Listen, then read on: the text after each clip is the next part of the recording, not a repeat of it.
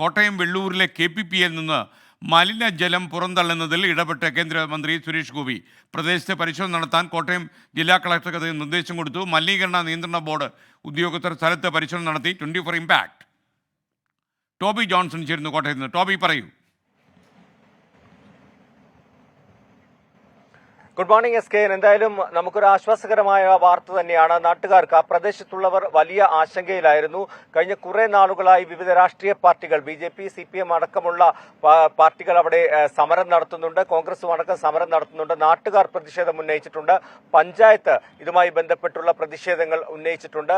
അതായത് ഈ KPPL എന്ന് പറയുന്ന സ്ഥാപനത്തിൽ നിന്നും പുറന്തള്ളുന്ന മലിനജലം, അതിന്റെ പ്ലാന്റുകൾ, ഈ മലിനീകരണ ശുദ്ധീകരണ പ്ലാന്റ് തകരാറിലായതിനെ തുടർന്ന് ഈ അഴുക്ക് വെള്ളമാണ് ഒഴുകി വരുന്നത്. അതും കൃത്യമായിട്ടുള്ള ശാസ്ത്രീയമായിട്ടുള്ള രീതിയിലല്ല ഈ മൂവാറ്റുപുഴ ആറ്റിലേക്ക് ഒഴുക്കിവിടുന്നത് എന്നാണ് നാട്ടുകാർ ആരോപിച്ചത്. ചില ദൃശ്യങ്ങളും നമുക്ക് അവിടെ ചെന്നപ്പോൾ പകർത്താൻ സാധിച്ചു.